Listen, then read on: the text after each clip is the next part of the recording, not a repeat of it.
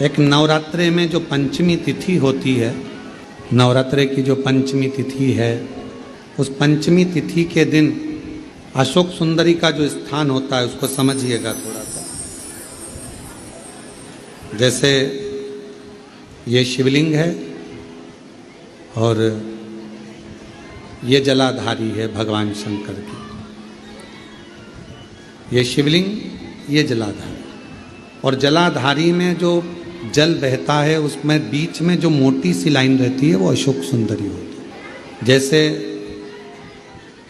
कई बेटे हैं, बेटियां हैं, कोई व्यक्ति व्यापार चालू कर रहा है, कोई व्यक्ति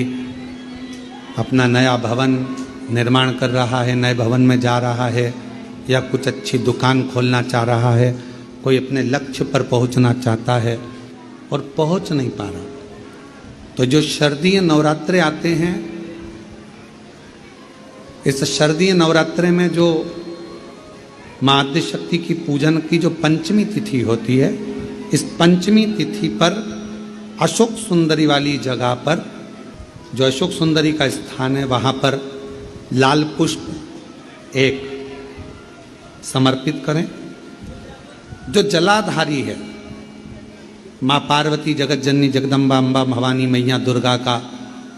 हस्त कमल, इस पर 7 जगह पर कहीं पर भी लाल चंदन की बिंदी 7 स्थान पर कहीं पर भी रखें, और 1 लोटा जल शिव जी को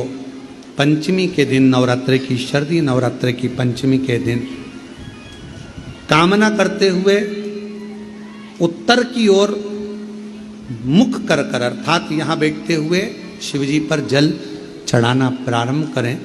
और अपने मन की कामना कहकर बाबा के पास में जो लाल पुष्प समर्पित करा है, उस पुष्प को अशोक सुंदरी वाली जगह से वापिस लेकर आ जाए। जिस लक्ष्य को आप पाना चाहते हो, अच्छी पढ़ाई कर रहे हो, खूब अध्ययन कर रहे हो, खूब मेहनत कर रहे हो, खूब पढ़ो, कोई दुकान खोल रहे हो, व्यापार चालू कर रहे हो, कोई नया कार्य चालू कर रहे हो, उस पुष्प को अपने स्पर्श कर कर या उस पुष्प का दर्शन कर कर आप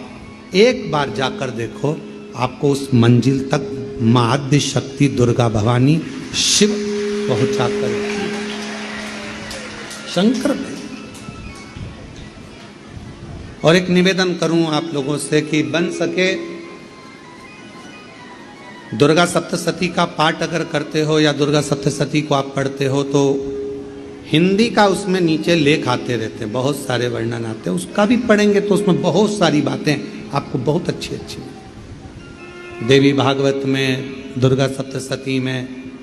इनमें बहुत सुंदर सुंदर कल्याण का, यदि गीता प्रेस गोरखपुर से जो कल्याण निकलती है, उस कल्याण का यदि देवी अंक अगर आप पढ़ेंगे माता दुर्गा भवानी पर, बड़ा सुंदर, उसमें भी बहुत सी चीज़ें माँ आद्य शक्ति की आराधना की, साधना की, पूजन की पद्धति बहुत सुंदर, उसका ध्यान करें। शिव से कुछ,